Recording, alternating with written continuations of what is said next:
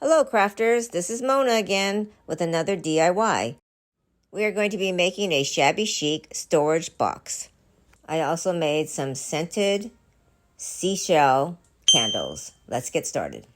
You can pick up these book box probably at the Dollar Tree. I got this one last year. I'm sure that they still have more.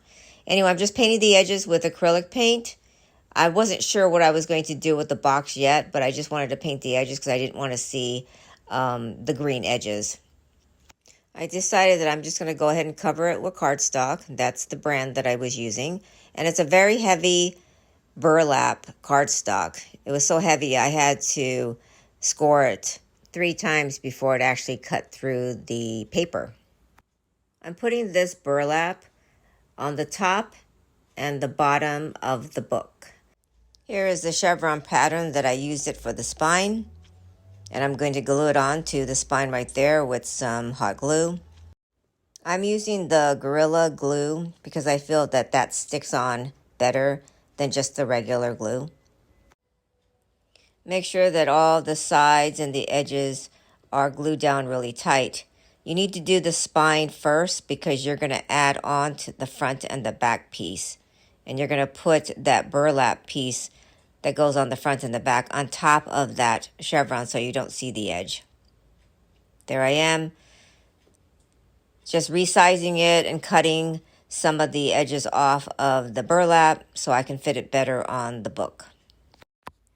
There are so many choices of what you can use for your cardstock so you can cover your book. It all depends on what style, what patterns, all that is your preference, and I just prefer to just make it a plain burlap because I'm adding some laces and applique in the front. Now working on the back piece, I'm doing the same thing. I'm making sure that the edges by the spine is glued down really good.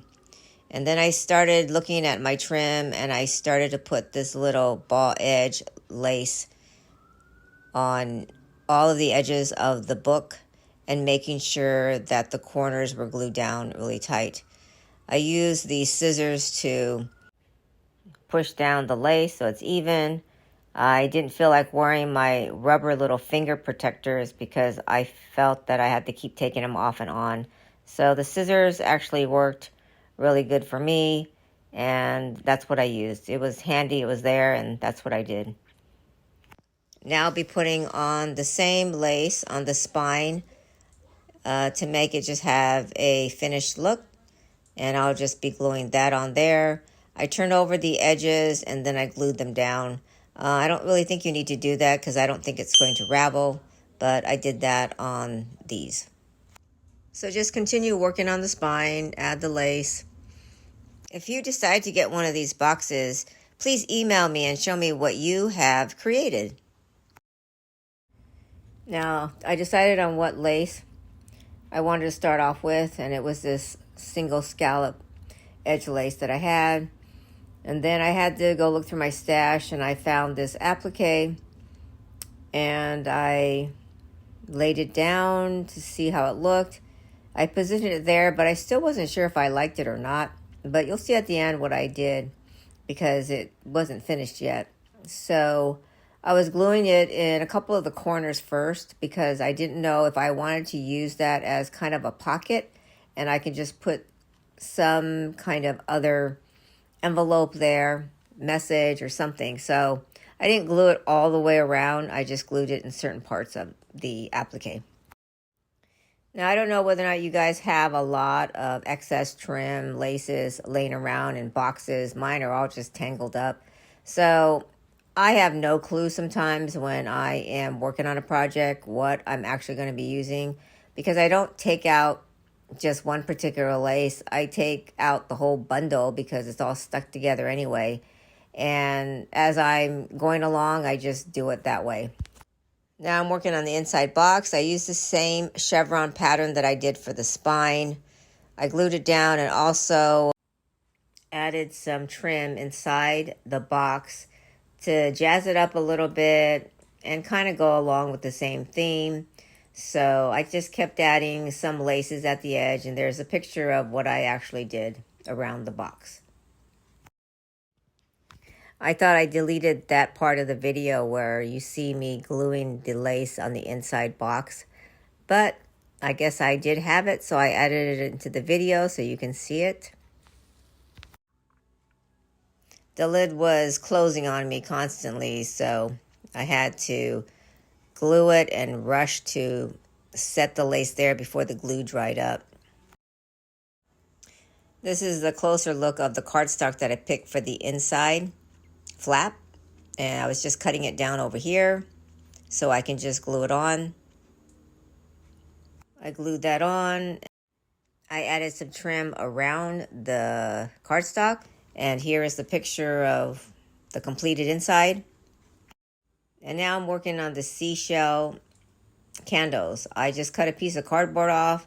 I basically put the lace on it, and there is the picture of what I used. I melted it down. I added the wick inside the seashells, but the seashells are glued down over to the cardboard and the lace. And then what I did is as soon as I melted it down, I put it in this bowl, and I used painter's tape so then I would not get drippings all over the place, which I did anyway. And here are some close-ups of how they turned out. And here's the back side of how that looked.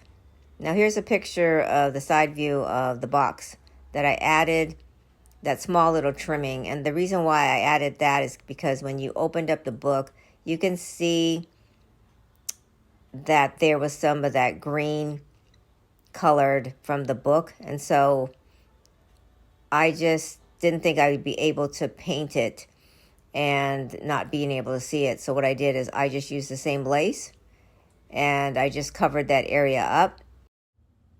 Once you get a better look of how the book looks, then you'll see what I'm talking about as far as why I covered up that area.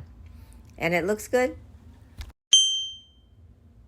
You'll see how pretty it looks when you open up the box. You see those seashells right there. Wow. As your gift. And they smell really good. This is a photo I got from the internet, and I used this particular photo so I can put it on top of my box. I used my inkjet printer, I use freezer paper, and I use cotton sheeting. And the cotton sheeting, I ironed it over to the freezer paper, and I fed it through my printer.